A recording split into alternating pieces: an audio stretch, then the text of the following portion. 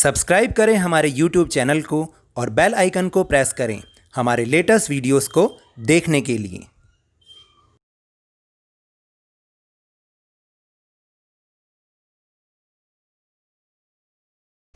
Hello and welcome to Lavneesh Sir की class. This is Directorate of Education, GNCT of Delhi's worksheet number 6, and it is only for class 8 English medium students. It has taken from the subject mathematics, and we will learn multiplication of rational number in this worksheet. So याद है ना कि last week हमने इन्हीं rational numbers का addition और subtraction किया था जिनके डिनोमिनेटर डिफरेंट थे। आज हम इनकी मल्टीप्लिकेशन करना सीखेंगे जो कि बहुत ही इजी प्रोसेस है। We know multiplication is the process of repeated addition as 4 multiply by 3 is 12 which can be written as 4 + 4 + 4 is equal to 12। देखिए यही बताया गया है कि या तो हम उस किसी दो नंबर्स को मल्टीप्लाई कर लें या उतनी ही बार उसको ऐड कर लें तो आंसर हमेशा रिमेन सेम रहेगा। जैसे 4 मल्टीप्लाई बाय 3 यानी अगर हम 4 को 3 से मल्टीप्लाई करेंगे तब भी आंसर वही होगा और 4 को हम 3 बार जोड़ लेंगे तब भी आंसर वही होगा। और मैंने आपको एक चीज़ बताई थी कि यदि किसी नंबर के नीचे कुछ भी नहीं है तो उसे रैशनल नंबर बनाने के लिए हम बाय 1 भी कर देते हैं, उससे आंसर रिमेन सेम ही रहता है। तो इसको हम 4 को हम 4/1 बना देंगे और मल्टीप्लाई बाय 3 को 3/1। तो जब हम इनकी मल्टीप्लिकेशन करते हैं तो कैसे करते हैं, जो न्यूमरेटर होता है उसको न्यूमरेटर के साथ मल्टीप्लाई करते हैं, डिनोमिनेटर को डिनोमिनेटर के साथ। तो 4 3s are 12, 1 1s are 1, answer is 12/1 या 12 दोनों इक्वल है, is also 4/1 + 4/1 + 4/1 is equal to 12/1. Answer is remain same. Let us understand the multiplication of two rational numbers.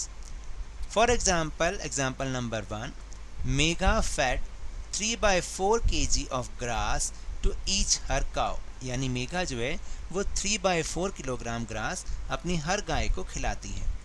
She had total 5 cows, उसके पास 5 काव है। How much grass does she fed? How much grass she fed to cows? उसने कुल कितनी grass अपनी cows को खिलाई? तो उसके पास थी 3/4 किलोग्राम ऑफ ग्रास और 5 काउस थी, तो हमने उन दोनों को आपस में मल्टीप्लाई कर दिया।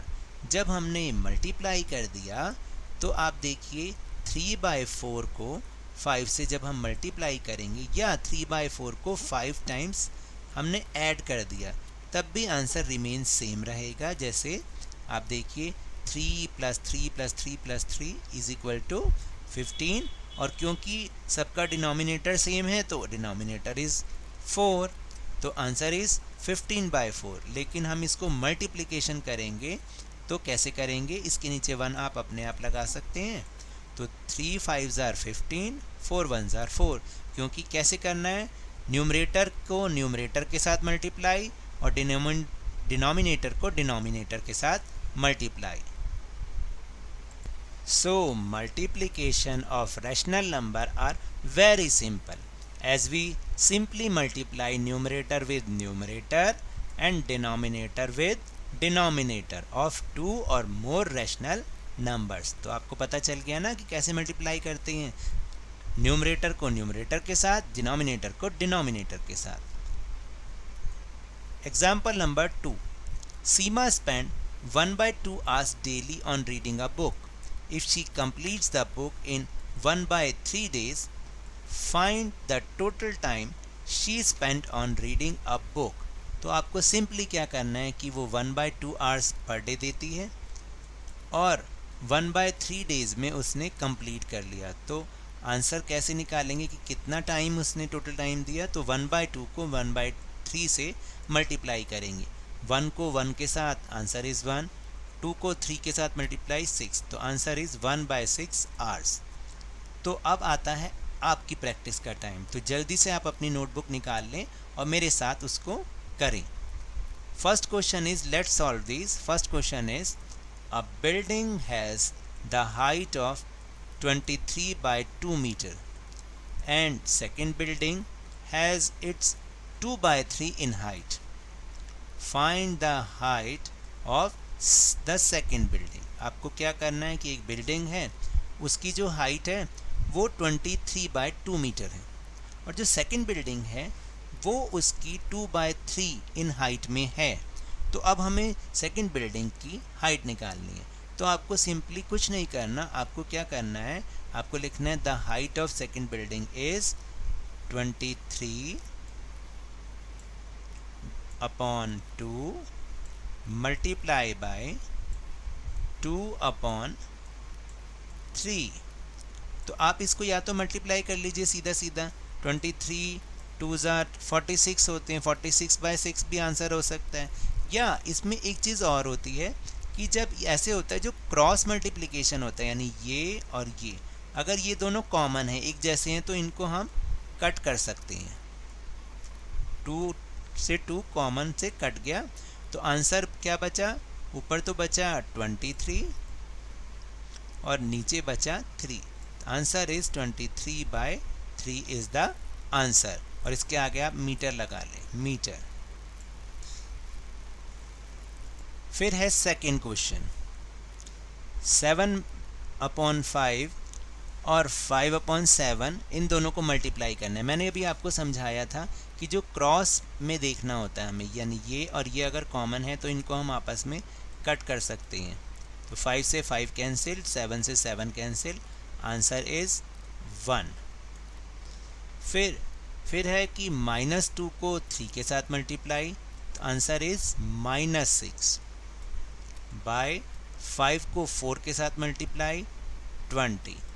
लेकिन अभी हम इसको शॉर्ट बना सकते हैं, ये दोनों 2 के टेबल में आते हैं, तो 2 3s are 6 and 2 10s are 20, answer is 3 by 10। फिर 2 मल्टीप्लाई बाय 0 तो आंसर बन गया 0 और 6 मल्टीप्लाई बाय 1 6, तो 0 बाय 6 कुछ नहीं होता, आंसर इज 0। इधर देखेंगे 1 को 1 के साथ मल्टीप्लाई करेंगे, -1 को 1 के साथ, तो answer is 1 1s are 1 minus का 1। 2 multiply by 3 is -6, answer is -1 by -6, ये कट गया, आंसर इज 1 बाय 6। फिर 6 को 14 के साथ मल्टीप्लाई करेंगे, तो 14 6s are 84 and 7 5s are 35 और साइन आएगा माइनस का, answer is this. So now that's all for this worksheet. अगर मेरे इस तरह समझाने से आपको थोड़ा सा भी समझ में आया हो तो इस चैनल को ज़्यादा से ज़्यादा सब्सक्राइब कीजिए, लाइक कीजिए और बहुत ज़्यादा शेयर कीजिए और मेरे साथ इसी तरह वर्कशीट को समझते रहिए, लेकिन ध्यान और मन लगाकर ज़रूर पढ़ते रहिए। Thank you very much.